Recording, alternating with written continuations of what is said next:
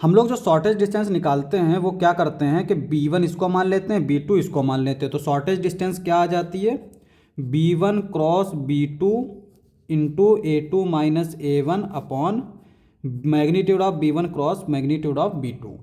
तो ऐसे निकाल लेते हैं। लेकिन अगर हमारी दोनों पैरेलल हों, तो पैरेलल अगर हैं तो b1 क्रॉस b2 को रिप्लेस कर देते हैं b से, यानी इसमें से हम किसी को b मान लेंगे और उसको हम लोग रख देंगे। ठीक है। अच्छा, उसका रीज़न भी है। रीज़न ये है कि अगर हम लोग b1 क्रॉस b2 लिखेंगे तो पैरेलल कंडीशन में b1 क्रॉस b2 जीरो हो जाएगा, तो शॉर्टेज डिस्टेंस जीरो हो जाएगी। तो ये तो हमारा पॉसिबल नहीं, क्योंकि अगर दोनों लाइन इंटरसेक्ट नहीं कर रही हैं और पैरेलल हैं तो उनके बीच में डिस्टेंस कुछ ना कुछ तो होगी। एग्जाम्पल के लिए अगर हम 3 डायमेंशन में लिए 2 पेन ले लेते हैं, तो ये दोनों पेन अभी पैरेलल पोजीशन में है, तो इनके बीच में कुछ ना कुछ डिस्टेंस तो है ना। तो इसलिए हमारे 2 फार्मूले हैं शॉर्टेज डिस्टेंस के। एक तो हमारा ये हो गया जिसमें अगर हमारी दोनों लाइन पैरेलल नहीं है। दूसरा होता है d is equal to B cross a2 minus a1 upon magnitude of b।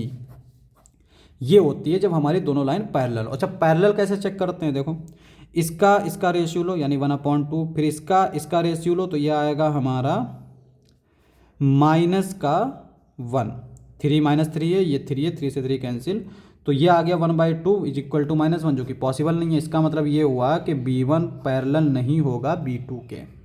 तो इसमें कौन सा फार्मूला लगाएंगे, पहला वाला। मुझे लगा शायद पैरेलल हो जाएगा, इसलिए हमने इतना सब डिटेल में बता दिया। ठीक है, तो यहाँ पे पहले वाला फार्मूला लगाएंगे, तो इसका मतलब b1 क्रॉस b2 निकालना पड़ेगा, फिर वही डिटर्मिनेंट। थोड़ा सा लेंदी पड़ जाता है लेकिन आसान है। i j k, b1 के कंपोनेंट लिखो यानी 1 -3 और 2, और b2 के यानी 2 3 1।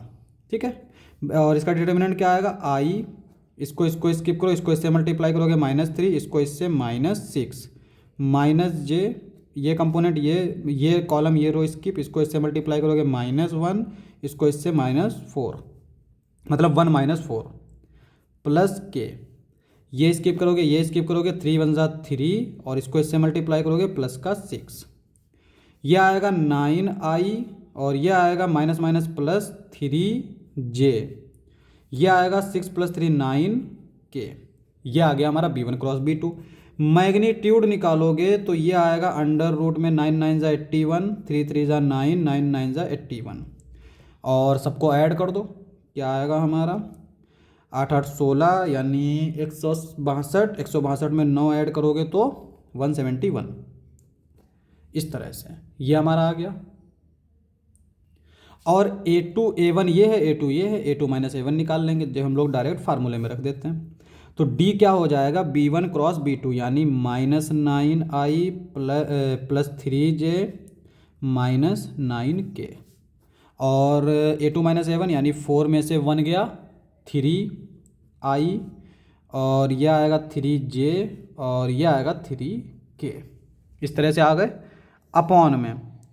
अपॉन में इसका मैग्नीट्यूड अंडर रूट 171, इस तरह से। ठीक है, तो यहाँ पे हम लोग क्रॉस, अब देखो यहाँ पे 3 बाहर मिल रहा है कॉमन, तो कैलकुलेशन आसान करने के लिए हम लोग 3 बाहर लिख लेंगे, तो 3 बाहर आ जाएगा। इसको इससे मल्टीप्लाई करेंगे -9 प्लस 3 और प्लस का 9, ये बचेगा। अपॉन में इसका पूरे का मैग्नीट्यूड भी रहेगा अंडर रूट 171, 9 से 9 कैंसिल, तो ऊपर आ जाएगा 9 अपॉन अंडर रूट 171। इसका हम लोग प्राइम फैक्टराइजेशन करके जो है निकाल सकते हैं, क्या कॉमन मिल जाएगा। 3 से डिवाइड करेंगे, पहले 3 से डिवाइड करेंगे तो क्या आएगा, 3 चक्कू 12, 3 5 15, 5 बचा यानी 2 बचा 21, 3 7 21, फिर 3 से जाएगा 7 5 12, 12 हमारा 3 से जाता है तो ये भी 3 से जाएगा, तो ये आ जाएगा 3 1 जा 3, 3 9 जा 27, और ये 19 हमारा प्राइम नंबर, 19 1 जा 19। तो यहाँ पे पेयर जो है अगर बन रहा है तो एक बाहर आ जाएगा यानी 3 बाहर आ जाएगा, तो ये आ जाएगा हमारा 9/3 टाइम्स अंडर रूट 19। ठीक है, ये आ जाएगा shortage distance d is equal to 3 3 cancel कर देंगे, तो ये आ जाएगा 3 अपॉन अंडर रूट 19, और ये हमारा आंसर हो जाएगा।